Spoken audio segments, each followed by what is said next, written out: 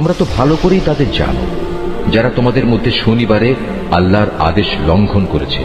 অতঃপর আমি তাদের শুধু এটুকুই বলেছি, যাও, এবার তোমরা সবাই অপমানিত বানরে পরিণত হয়ে যাও।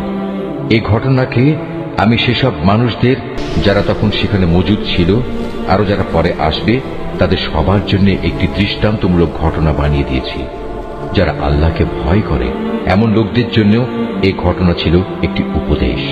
আরো স্মরণ করো যখন মূসা তার জাতিকে বলল, অবশ্যই আল্লাহ তাআলা তার নামে তোমাদের একটি গাভী জবাই করার আদেশ দিচ্ছেন। তারা একথা শুনে বলল, হে মূসা, তুমি কি আমাদের সাথে তামাশা করছো? সে বলল, আমি তামাশা করে জাহেলদের দলে শামিল হওয়া থেকে আল্লাহ তাআলার কাছে পানা চাই। তারা মূসাকে বলল, তুমি তোমার মালিককে বলো আমাদের তিনি যেন সুস্পষ্ট বলে দেন তা কেমন হবে। সে বলল, অবশ্যই তা হবে এমন যা বৃদ্ধ হবে না, আবার একেবারে বাচ্চাও হবে না, বরং তা হবে এর মাঝামাঝি বয়সের। এখন যা কিছু তোমাদের নির্দেশ দেওয়া হচ্ছে তাই করো। তারা মূসাকে বলল, তুমি তোমার মালিককে জিজ্ঞেস করে নাও, তিনি আমাদের যেন বলে দেন তার রং কেমন হবে।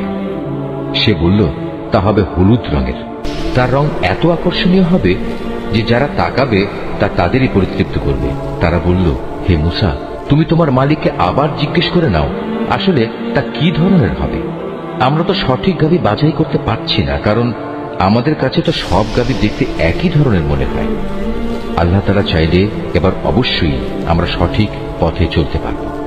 সে বলল, তাহলে শোনো, আল্লাহর ঈপ্সিত সে গাভী হবে এমন যে সেটি কোনো চাষাবাদের কাজ করে না, জমিনে পানি সেচের কাজও করে না, অর্থাৎ তা হবে সম্পূর্ণ নিখুঁত ও ত্রুটিমুক্ত।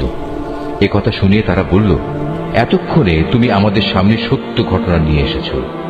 অতঃপর তারা এ ধরনের একটি গাভী জবাই করল, যদিও ইতিপূর্বে মনে হয়নি যে তারা এই কাজটি আদৌ করতে চায়।